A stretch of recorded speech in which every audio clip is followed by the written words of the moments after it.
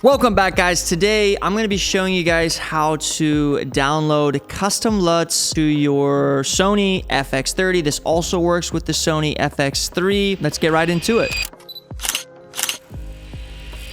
Okay, so step one, guys, you want to go ahead and format your SD card with a Sony camera, which of course you can just use the FX30 or the FX3. You're going to do that by just turning on the camera. You're going to go ahead and click the menu button. You're going to go over to where it says media.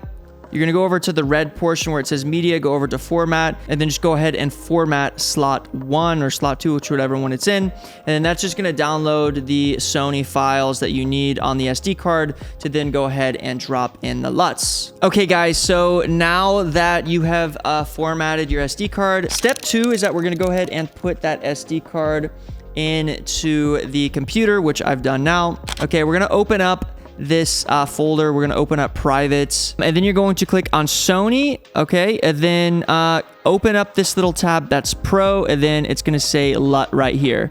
So again, let's just go through that one more time. It's going to be privates, Sony, Pro, LUT. We're going to open up that folder LUT, and then this is where we're going to drop in our .cube files. Okay, so I actually have the LUTs that I want to use on my FX30 right here. So I'm just going to go ahead and copy them. We're going to copy them into this SD card. And then as you guys can see, they're already here. And that's it.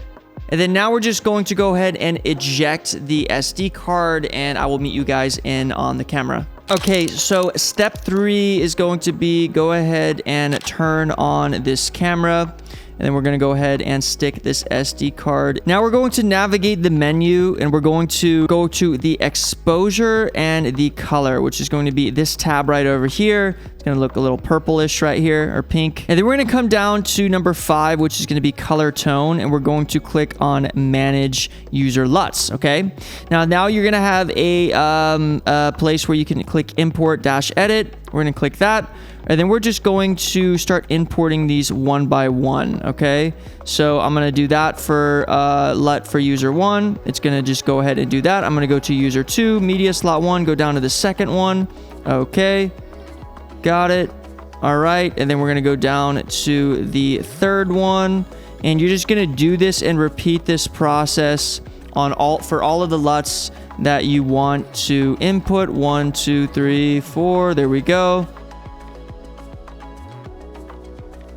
And yeah, you guys can actually repeat this process all the way up to 16 different user LUTs. So guys, this can become very handy if you guys have a few different LUTs that you use. For me, I actually have a few professional LUTs that I always use for client work. But then I also have some LUTs like teal and orange and creative looks that I really only like to use for my own personal videos. So having the ability to have a bunch of different options is great. So now that we have inputted the LUTs, let's go ahead and test them out to see where we can turn those on. And we can do that by clicking the menu button, coming over to this white tab, and right here where it says select LUT, we can pick all of our user LUTs. And you guys can see right now that the name of the LUT that I inputted is going to be right there. So if you want to name them something different, just name the LUT something different on the computer, rename them, and then you'll be able to use them directly on your Sony FX30 or FX3. Hopefully that guys helped. If you guys enjoyed the video, go ahead and check out my channel. I have a bunch of tutorials for the Sony FX30, FX3, and cinema in general. As always, peace out.